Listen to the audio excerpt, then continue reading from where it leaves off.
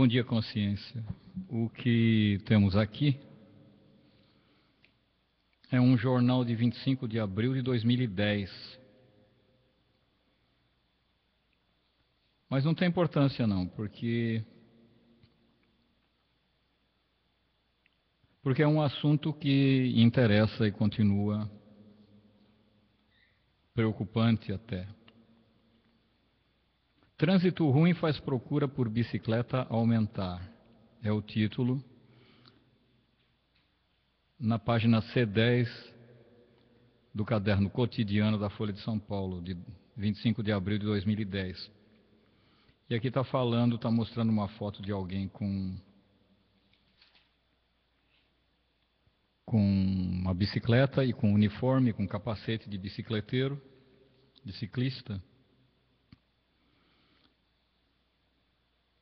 E aqui diz que a opção ainda representa apenas 0,8% do total de viagens. Já no número de vítimas fatais do trânsito, os ciclistas são 4% dos mortos.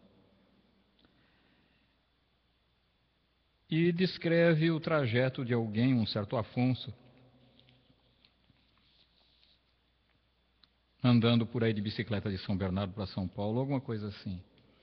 Eu estou me lembrando do tempo que fiquei na Alemanha, também, evidentemente, o tempo que fiquei em Santa Catarina, que por motivos de tradição e temperamento segue um pouco o mesmo padrão, até muito local do Paraná também. Bicicleta é um belo meio de transporte. A cidade de Blumenau, que é uma cidade que eu frequentava bastante quando criança, é toda plana, praticamente toda plana, né? A parte principal do centro de Blumenau. E as pessoas usam muito bicicleta. Em Colônia, onde eu fiquei um bom tempo, na Alemanha, Köln, Cologne, Colônia, é sensacional. Tudo previsto para ciclistas, até os faróis, todos os semáforos. E em cima da calçada ou na lateral da rua, dependendo de onde, entende? Uma ciclovia. Então os pedestres, como as calçadas são relativamente largas, como aqui em Barra Bonita são largas também, muitas delas, a maioria, se eu não estou enganado, pelo menos aqui no centro é. Então uma parte é só para bicicleta e o chão é pintado de vermelho, o cimento é vermelho.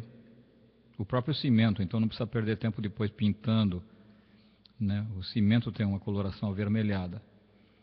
Então, onde é coloração avermelhada, as pessoas já estão sabendo que ali é bicicleta. Então, ninguém anda ali. Andam no local cinza, chumbo, né? Que é em geral cinza claro, que é em geral como funciona o cimento na calçada, não é? E muita gente, empresários, políticos, engenheiros, todos andam de bicicleta de vez em quando. Muitos andam sempre de bicicleta. Eu andava muito de bicicleta lá. Claro que de vez em quando é muito longe e você tem pressa, o metrô é ótimo, fabuloso, né? O sistema de metrô e ônibus. O sistema alemão de trem, metrô e ônibus é digno de nota. E eu me lembro, entende, que Sérgio Kell era uma pessoa que eu conhecia anos atrás, e ele que foi responsável, ou parcialmente responsável pela engenharia dos metrôs em São Paulo, trazendo aquilo da Alemanha. Uma grande diferença que meu ombro sentiu na pele aqui é que toda a Alemanha, entende, não tem trens estúpidos como os de São Paulo ou são. Eu tenho a impressão que estupidez é uma tônica do brasileiro que ninguém tasca, né? Todo brasileiro ou agride ou sofre agressão. As portas dos metrôs na Alemanha, eu não sei se tem gente que preferia que eu não dissesse isso, mas as portas dos trens, dos vagões de metrô,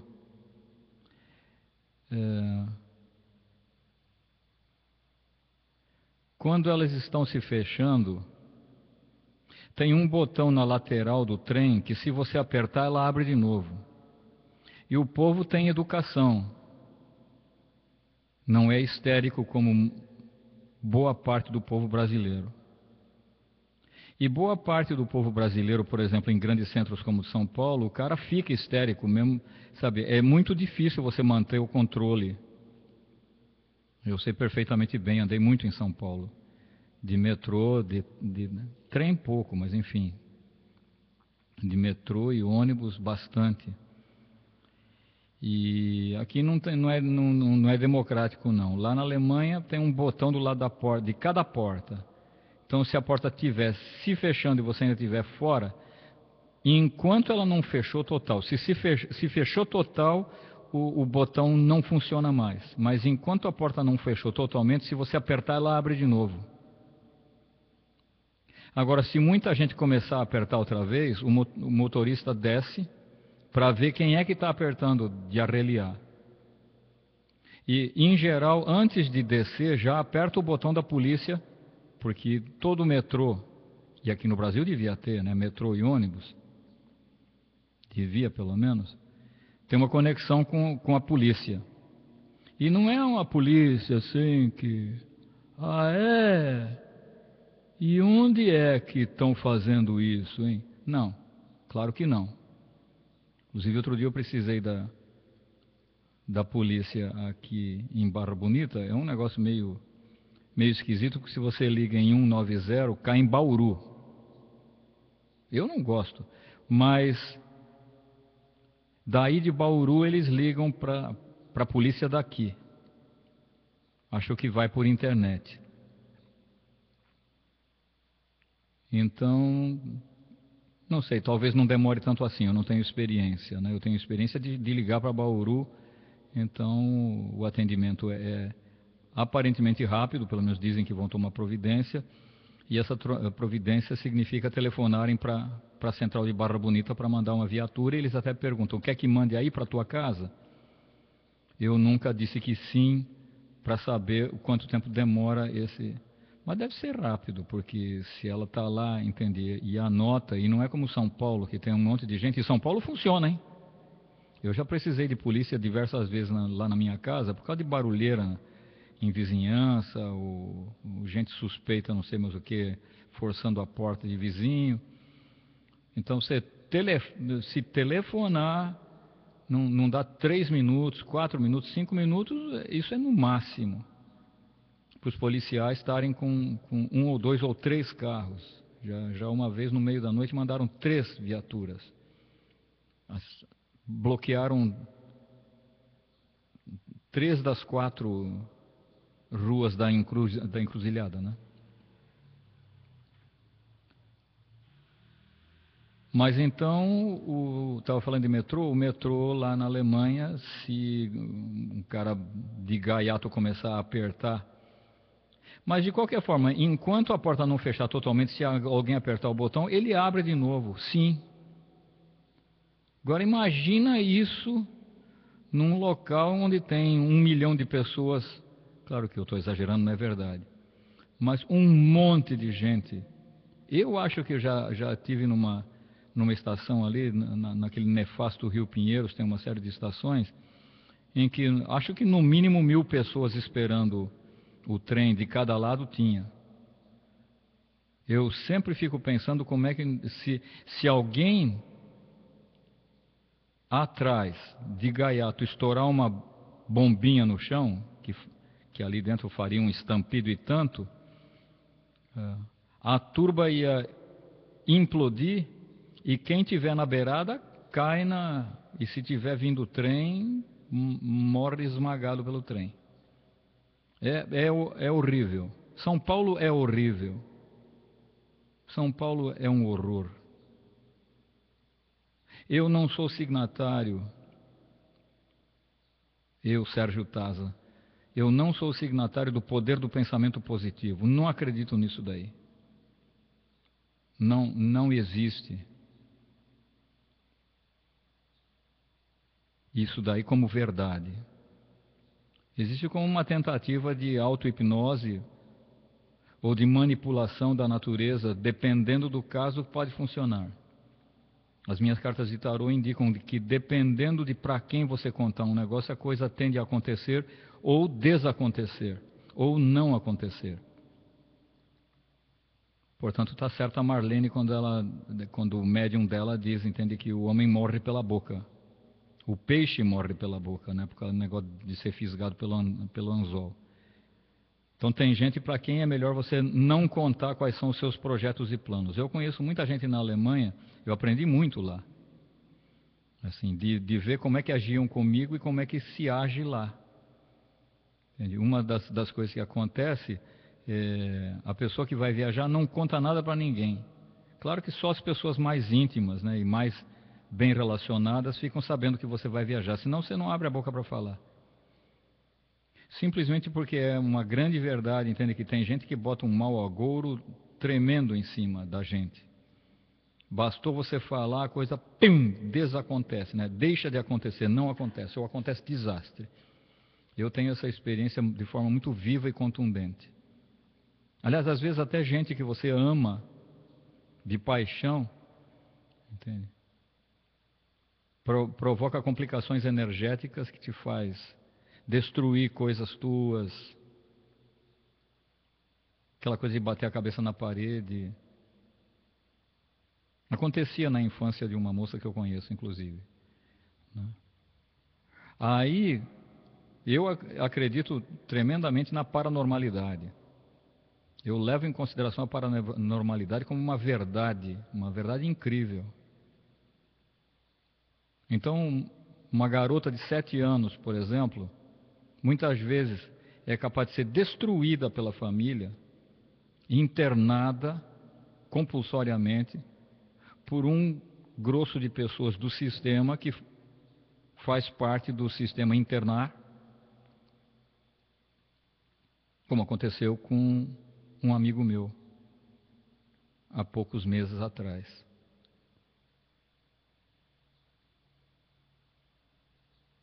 Eu não acho que era caso de internamento e dar tanto remédio quanto agora, até hoje está. Mas tem hora que acontece isso. Então, às vezes, uma garota de 7 anos, entende? Por força da relação dela com a família. Eu conheço uma pessoa cuja mãe a odeia profundamente até hoje. E como tem um monte de filho,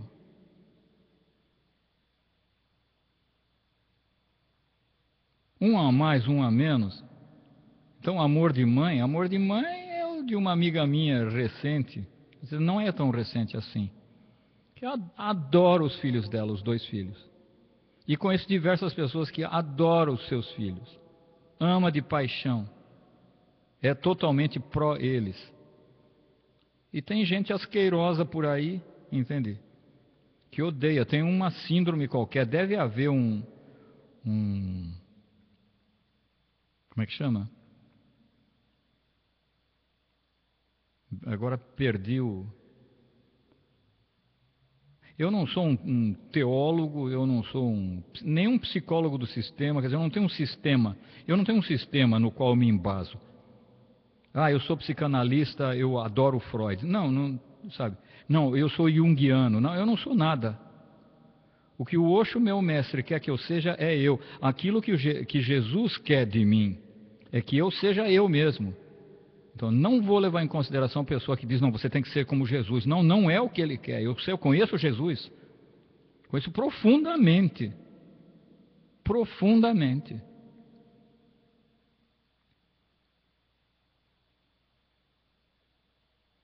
Então,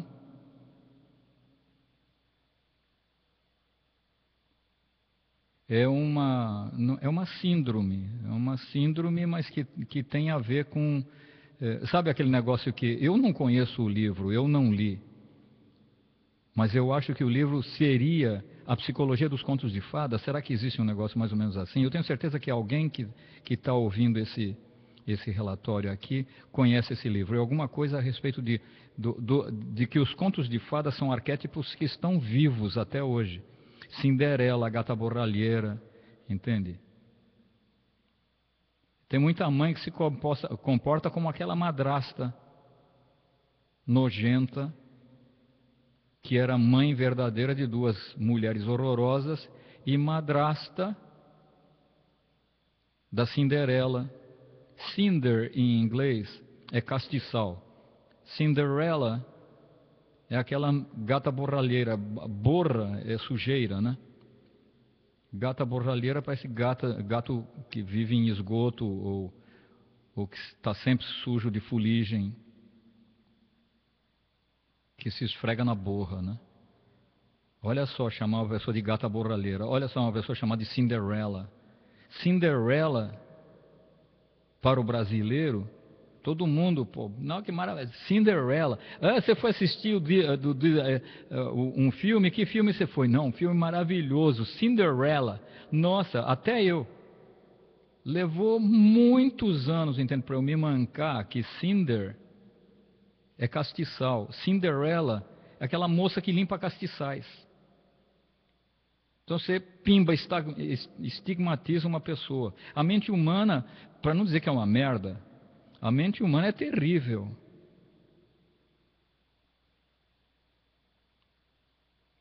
Eu conheço uma moça, uma mulher, entende, que quando criança foi tão maltratada pela mãe que não se sabe, entende, como é que é possível, entende, que ambas estejam vivas até hoje, né? Porque tem a lei do retorno. Então, uma mãe, entende, que tratou tão mal uma filha, é um arquétipo da mãe horrorosa, desqualificada, completamente sem estudo e sem profissão, que se casa com alguém que tem. Esse é um dos meus pontos de achar a vida um pé no saco da maneira como a coisa se transformou no mundo. Tem gente que não vai gostar do que eu vou dizer, mas não me interessa. Eu acho realmente uma porcaria um sistema onde uma pessoa iletrada, sem mérito absolutamente nenhum, mas porque tem uma bunda bonitinha, tem etc., né? Eu não estou falando nada demais. Não estou falando nada que uma criança não esteja cansada de saber. Melhor do que nós. Não estou sendo pornográfico, não estou falando nada errado. Todo mundo sabe que isso é verdade. Uma pessoa que é sexualmente atraente, apelativa. E para desespero de uma amiga minha que está nos Estados Unidos, entende? Tem muito homem que dança nas mãos de uma mulher que rebola bonito, que você pega nela, é gostoso, dá volúpia. Volúpia é tesão, sabe? Volúpia. Dá um prazer inominável de pegar em certas pessoas, né? Particularmente de sexo oposto. Então, de repente, tem uma mulher asquerosa que mais uma vez pare uma criança. É aquele negócio que aconteceu muito e ainda deve estar acontecendo pelo mundo, entende? Que é nem parir, é cuspir uma criança no mundo. Por isso que até pouco tempo atrás, eu estava conversando com a Beth aqui do lado, nós fomos no clube ali, a AB, eu fui com ela, que ela trabalha lá dentro, né? E de repente está passando, né, na televisão um cara que, para fazer mal, para afrontar a mulher, matou o próprio filho. De vingança dela, porque ela não queria mais ele. Claro que não queria. Um podre imprestável como um lixo desses. O pior, sabe o que eu acho o pior no Brasil? É que bem provavelmente esse cara está em liberdade. Muito provavelmente. Como muito bandido e criminoso está por aí, né? Fazer o quê, né? Mas então uma mulher desqualificada, gananciosa, louca para ir para a França fazer compra, se casa, e claro que antes, né, é todo aquele melê, meu amor, eu te amo, vou te fazer, que nem meu pai e minha mãe, aconteceu umas histórias assim, do meu pai prometer coisas para minha mãe que jamais aconteceram, e minha mãe perdoa, né, meu paizinho está no céu agora, e ele nem sabia, entende, que falou besteira quando falou coisas para minha mãe que jamais vieram a acontecer. Mas você, quando está enlevado, você está apaixonado por alguém, você fala coisas deslumbrantes. As cartas do meu pai para minha mãe, da minha mãe para o meu pai, nossa, assim, é um grande amor, né? Vai ver depois o que aconteceu, mas antes, um grande amor. Nossa, vai ver as cartas, você não acredita. Mas isso antes de casar, antes de transar, antes de ir para a cama, antes de coerção, antes de achar que ela tem obrigação, antes dela se comportar como se ele também tivesse obrigações. E daí aquilo que o psiquiatra Gaiarsa fala, né? Entende? Eu faço você de escrava e em compensação, entende? Não. Você me faz de seu escravo, mas em compensação eu exijo o mesmo de você. Essa é mais ou menos a frase que o Gaiarsa falou, que é que o que acontece entre casais casados. Eu estava comentando hoje de manhã que a minha amiga, a Alma e o Roberto, né, minha amiga de infância, eles... ele realmente se engraçou com uma moça, né, e talvez ela tenha exagerado um pouco, né, não sei o quanto ele estava dando em cima da moça, mas ela falou, eu não quero mais você, quero o divórcio. E foi lá. E pediu o divórcio e eles separaram. E nem um ano depois, acho, ou por aí, nem um ano depois, acho, eles se encontraram num bar e foram muito de novo um com a cara do outro. Estão juntos até hoje. Só que não casaram mais, só para não ter problema de obrigação. E é claro, a obrigação mata o amor. O Osho está certo, a obrigação mata o amor, estou repetindo. A obrigação mata o amor. O cotidiano, o miserável cotidiano. Todo dia a mesma topografia. Todo dia a mesma topografia, os mesmos hábitos. E daqui a pouco aquilo que você fazia de tudo para causar uma boa impressão no namorado, na namorada, entende? Depois que casa, passa uns tempinhos, logo, entende? A pessoa se enche o saco de estar representando um papel. E tem hora que o papel vai para o brejo. E quando o papel vai para o brejo, o que sobra é o papel passado, porque o papel de marido bacana ou de esposa adorável, tem hora que nenhuma mulher quer se comportar como uma esposa adorável. Estou com dor de cabeça, TPM, não estou afim. E outras coisas que acontecem com o homem, e o homem agora está provado, tem TPM também, tem períodos mensais, né? Eu sei disso. Então, mas a gente estava no metrô lá, que se você apertar o botão, a porta abre democraticamente de novo. Aqui no Brasil, não. Aqui no Brasil, pelo amor de Deus, entende? Salve-se o que Deus quiser. Quando tocou a campainha, ele meio segundo depois da campainha, acho que nem um segundo e meio depois da campainha, a porta fecha. E fecha na pedrada mesmo, na pauleira. Inclusive, o temperamento do brasileiro não é bem o temperamento do alemão. O alemão sofreu tanto na Segunda Guerra Mundial, na primeira e na segunda, principalmente na segunda, com o horror, com a barbárie que aconteceu lá, que ele pouco sonha numa terceira guerra mundial, pouco sonha em ser agressivo, porque, sabe, as próprias gerações antigas educam os filhos já de uma maneira mais comedida.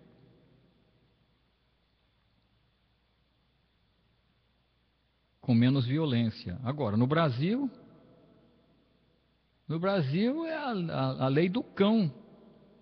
Você vai pegar o metrô, tem milhares de pessoas ali. Todo mundo é um competidor de alguma maneira, né? Até vir o calor humano de você saber que o outro é igual a você, que somos todos um. Tudo isso é muito bonito. É bonito na internet, eu adoro. Somos todos um. É bonito mesmo. É bonito, mas não acontece o tempo todo, né? É bonito, mas não acontece o tempo todo. E então é isso. Você vai pegar o metrô. Na Alemanha é uma coisa, no Brasil é outra. Mas então, para evitar, automaticamente evita a poluição, não andar de automóvel o tempo todo pela rua, né? E outra, o trânsito é terrível. Se o Brasil investisse, perdão, a frase que eu falei é estúpida. Não existe Brasil. Existem políticos, existem indivíduos, existem pessoas. Existem engenheiros, existem comandantes, existem pessoas que decidem, existem pessoas que são decididas, existem pessoas neutras. Existem pessoas. E aqui no Brasil essas pessoas, entende, não agem muito, não optam por tomar posições e decisões, né? É complicado. Quando você percebe que você deveria investir, se for ver países avançados como eu vivi, Alemanha, Holanda e Bélgica, minha experiência de Bélgica é pouca, mas alguma. E Alemanha e Holanda bastante, entende? A coisa funciona muito porque o trânsito tem que estar ótimo.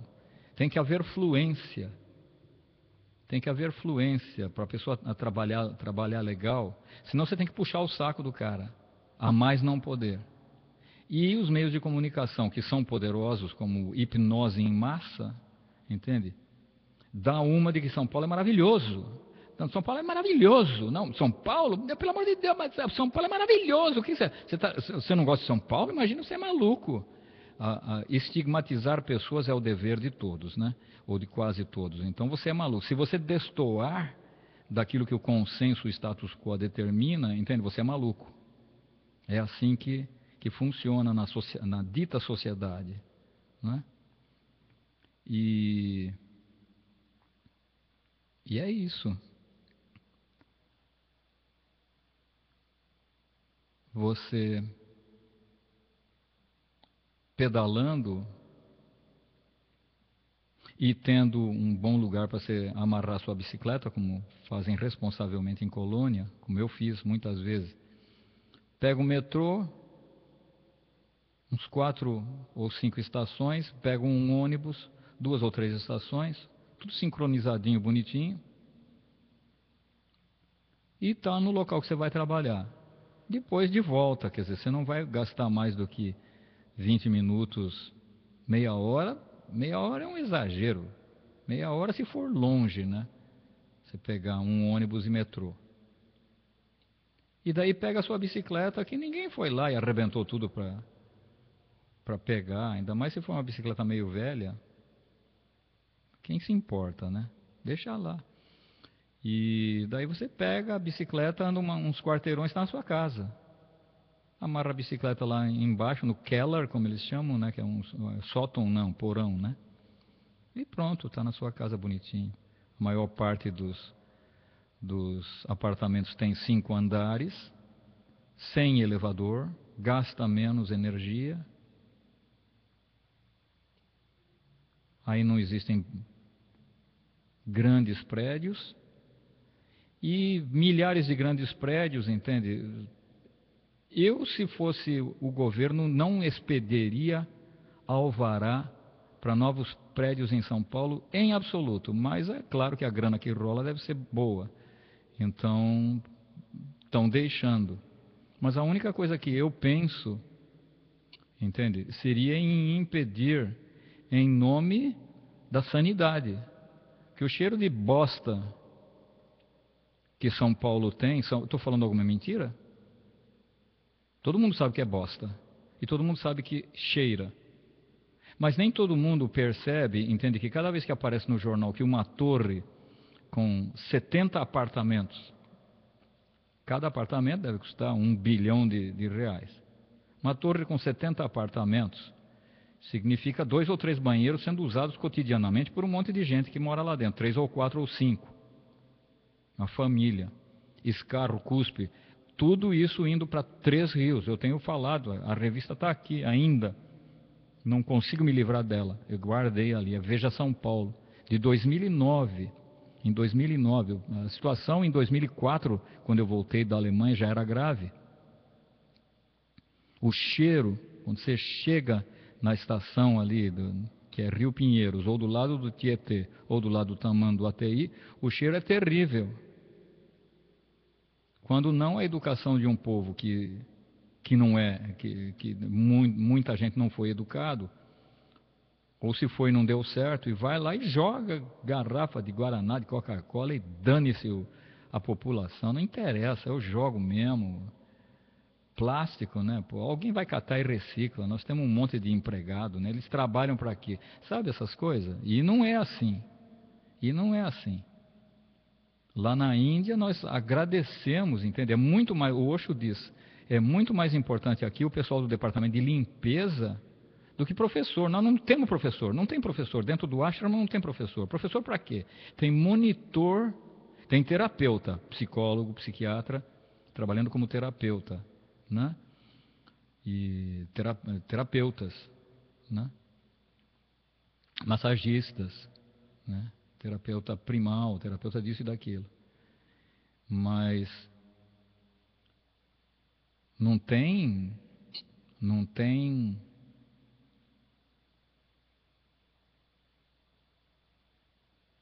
professor. Para que professor? Hoje em dia você aprende pela net, aprende bem, sem ninguém te enchendo o saco, cobrando de você, que aprende, senão não gosto mais de você. Entende? Venha fazer exame aqui se for reprovado. Sabe? Nada dessas coisas horrorosas que massacra tanto as crianças do Brasil e do mundo. E muitas instituições já não estão mais querendo, entende, uma educação repressiva. Já não se acredita mais que punir uma criança ajuda ela a aprender. Ajuda os cambal. Ajuda muito mais, entende, o prazer em aprender. Hoje de manhã eu conversei com uma amiga minha e que está tendo problema com o filho, entende, que não quer fazer as contas de matemática para ir para o colégio. Eu, se fosse ela, tirava do colégio até, sabe? O Osho só foi... Estou usando o Osho como, dá licença, simplesmente como uma, né? O Osho só foi para o colégio quando ele quis, porque ele foi educado pela avó que não deixou nem o avô apitar nada. Nada.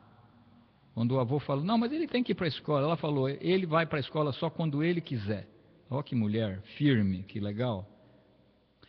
Agora, teve um dia que aos 9 anos e meio, ele quis ir para a escola. E quis ir mesmo, para botar para quebrar, para aprender, para ser bom. Toda criança tem uma grande responsabilidade e adora gostar das coisas. Toda criança gosta de aprender. E fica entusiasmadíssima quando descobre que aprendeu uma palavra nova que seja. Claro que muita gente vai discordar do que eu estou falando. Não, você não pode deixar por conta da criança. Pode. Mas, claro, tem que ter monitoração, tem que ter gente acompanhando, entende? Que uns são mais atrasados, outros são mais adiantadinhos, entende? Mas não tem esse negócio de repetir de ano, entende? Você tem que, mas aqui acompanhar as crianças dá trabalho. Quem quer ter trabalho? Ninguém. Você quer receber o seu e ir embora para transar com o namorado, para passear no fim de semana. Então agora, se você gosta do que você faz, se você ama de paixão as crianças como eu amo, primeira coisa você não vai poder cobrar respeito de parte delas se você não as respeita. E quem respeita uma criança? Ninguém, ou quase, muito pouco. Muito pouco. Que é uma amiga minha que eu amo, entende? Que é uma pessoa inteligente, que é uma pessoa responsável, que é uma pessoa bacana, e mesmo assim, entende? Ela não está nem aí. Não, porque ele tem que, sabe? Já começa assim, já estragou tudo. Ele tem que aprender a lição, porque ele vai para o colégio e se a professora, a professora vai telefonar para mim, aí eu vou ter, sabe? Aí começa toda a porcaria, todo aquilo que o Osho chama de porcaria social. Tudo. Uma grande porcaria. Comigo foi assim, entende? Quer dizer, bonitinho. Sempre as pessoas me achavam bonitinho, como ele canta bem, ele fala, como ele é inteligente, como ele parece responsável, e eu só ficava olhando assim. Tinha alguém aqui dentro de mim, que é a testemunha, que só ficava olhando, né? Só ficava olhando. Ah, é? Eu só ficava olhando. Quer dizer, nossa, eu já sabia, entende, que meu pai me botava de costas para o piano. Aí ele tocava um ré bemol e eu, assim, com aquela cara de enfado, ré bemol. Mas eu sabia que ia ganhar presente. Então acabava, né, na minha inocência explorada. E não é culpa do meu pai. Não é culpa do meu pai. Eu adoro meu pai. Nossa Senhora, chorei que ele deixou o corpo assim amargamente durante 4 anos, pelo menos, de lembrar e chorar. Adoro meu pai. Só que foi um negócio que ele não sabia que ele estava fazendo, perdoai o pai. Porque ele não sabia o que ele fazia. E no dia em 1975, entendi que eu ia me diplomar psicólogo, por mais que não tivesse estudado muita coisa. Mas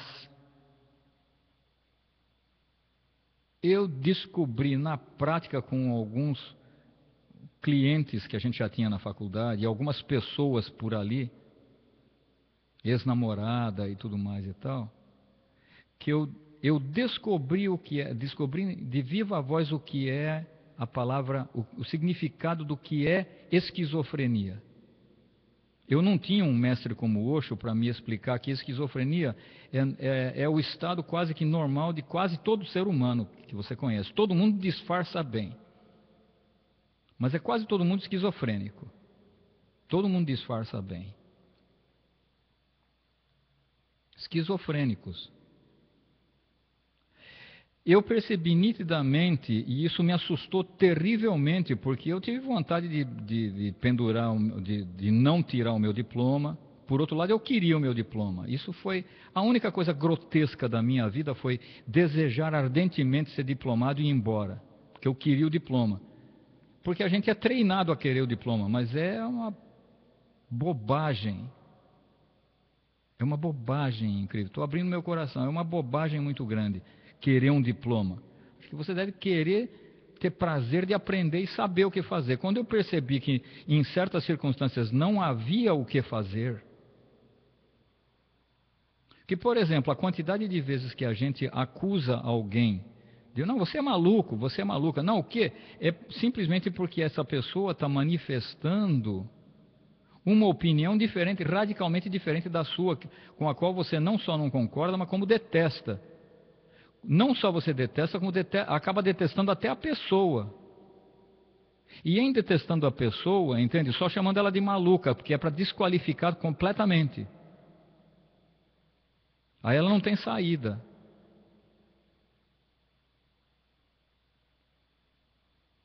Mas então teve um dia que eu percebi o seguinte: as pessoas são tão esquizofrênicas que elas, muitas e muitas delas, ou pelo menos algumas, diversas, se comportam como se ela fosse duas.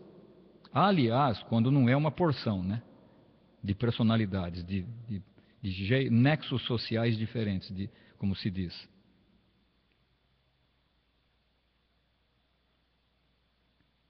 Então,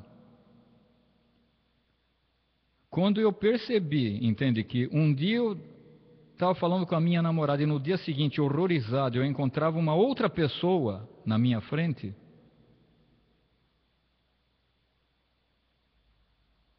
o susto que me deu, porque inclusive a psicologia tem bastante, dependendo do caso, de acusativa, ou eu tinha.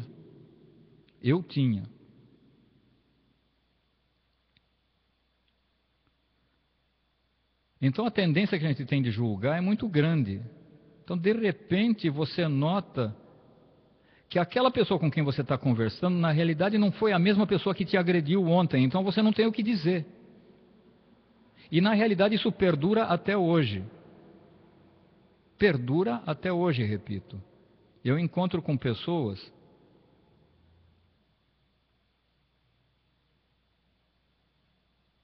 Às vezes acontece uma ofensa, como namorar, por exemplo. Às vezes acontece uma ofensa E que no dia seguinte dá vontade de você chegar para a pessoa, escuta, mas o seguinte, como é que é possível que Mas de repente eu notei um dia que a minha garganta travava, eu não conseguia falar nada. Eu não conseguia falar nada. Eu comecei a realmente conjecturar se eu estava com o meu juízo perfeito.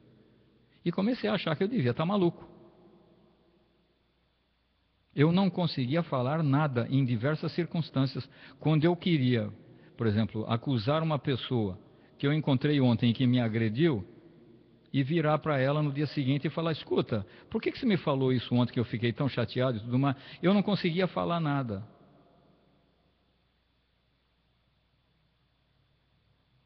Só que eu não estava tendo a noção consciente de que a verdade estava tomando conta de mim. De que eu estava começando a me tornar verdade. Sabe onde a Bíblia fala, eu não sou muito disso, mas sabe quando a Bíblia fala, o verbo se fez carne? Essa é a noção consciente do verbo se fazer carne. O que quer dizer o verbo se fazer carne? O verbo são os nossos palavreados, são os nossos conceitos, são a nossa inteligência pragmática verbal. Então, uma coisa é eu dizer que as pessoas são assim ou assado. Outra é eu me comportar como se soubesse disso. Eu me comportar como se eu soubesse disso. É você se tornar verdadeiro, você se tornar verdade.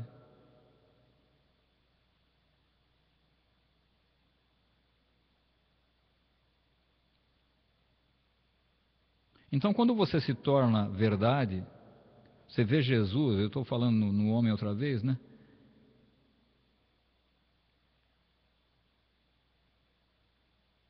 Quantas vezes ele dizia, em verdade vos digo. De vez em quando eu tenho a impressão que colocaram ele, crucificaram esse bom homem por causa disso. Em verdade vos digo. Você pensou você chegar, se você souber a verdade, você chegar num determinado julgamento, por exemplo, a coisa do mensalão ou qualquer outro exemplo, e você souber a sua verdade e você dizer em verdade vos digo e vai causar um constrangimento terrível, horroroso. Já pensou? Uma pessoa que fale a verdade, uma pessoa que fale a verdade é insuportável muitas vezes. Que verdade? A dele? Mas que verdade? A sua, a minha? Será que eu tenho o direito de saber qual é a sua verdade e abrir a boca para falar a respeito?